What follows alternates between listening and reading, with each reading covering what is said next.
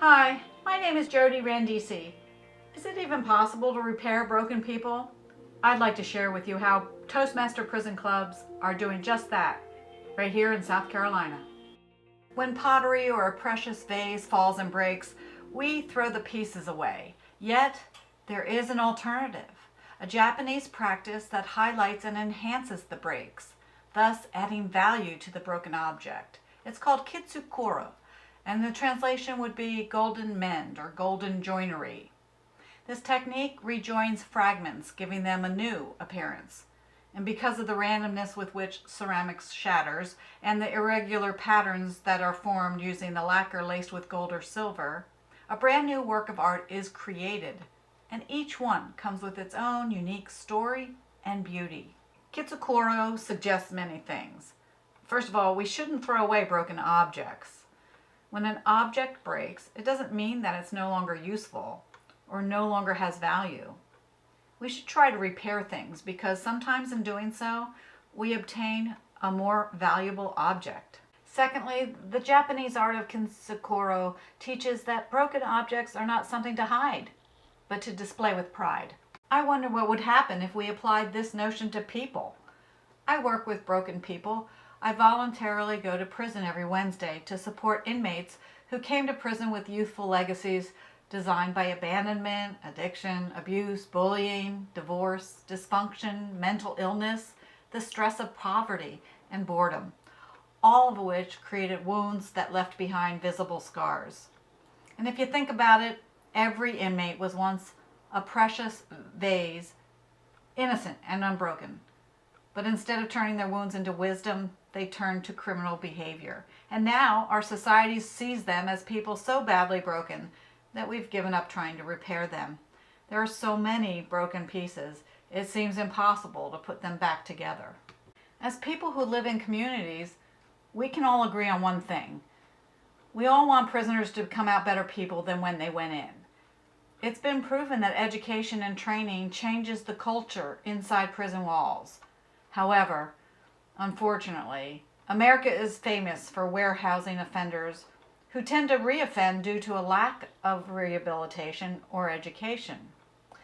It's prison volunteers like myself who support our correctional institutions by offering hope in what tends to be a hopeless situation, often filled with depression, frustration, and anxiety. It's like Dr. Phil says, you don't fix money problems with money. You don't fix broken people by throwing them away and warehousing them in prisons. I don't believe punishment fixes broken people.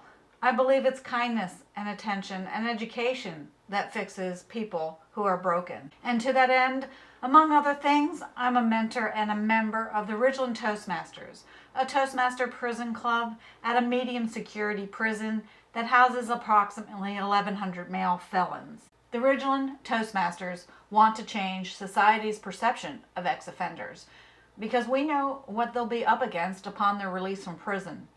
We're working diligently toward turning their mess into a message. It's an honor to help these fledgling Toastmasters find their voice. Giving a person the opportunity to tell his story and restore his reputation is both rewarding and exhilarating. As best-selling author Cheryl Richardson says, a person starts to heal the moment they feel heard. I'm privileged to witness such moments. Overcoming failure is the stuff legends are made of, yet people don't want to talk about their mistakes. But this is not the case in prison, where bad decisions generate profound stories. A Toastmaster Prison Club meeting is the ideal environment for an offender to re-examine and redesign his or her legacy. I've seen inmates experience transformational healing in what Toastmasters will call an icebreaker speech. It's a 4 to 6 minute speech wherein they're asked to introduce themselves to the group. But because of privacy issues stemming from the Department of Corrections, we're not allowed to record these wonderful speeches, which is painful. If you could listen to what I've been listening to, you too would be amazed and encouraged. Men and women, for whatever reason, engage in criminal behavior. Then they are sentenced, some fairly, some not so fairly. At prison, they receive services paid for by tax dollars, all of which is intended to instill hope, for a better crime-free future. However, as we've seen with the murder of 7 inmates at Lee Correctional Institute in Bishopville, South Carolina, renegade gang members are not afraid to commit crimes while in prison. Clearly, murderers are badly broken people, and whether you believe they can be repaired or not, we ought to at least try to piece them back together while they're incarcerated. State and federal budgets being what they are, it's up to prison volunteers to donate resources to individuals who can't possibly pay back the kindness. If as a business person or a tax-paying citizen, you feel your attitude about corrections shifting away from punishment and toward rehabilitation, would you please consider donating to my GoFundMe campaign? I collect funds so I can pay Toastmaster membership fees for needy members of the prison clubs across South Carolina. Your support is the gold and silver I need to restore broken people here in South Carolina prisons. Thank you in advance for supporting what most people feel is a lost cause, which I know for a fact is not. You can read about our distinguished Toastmaster prison clubs and donate at gofundme.com/prisonvolunteer. Thank you and God bless.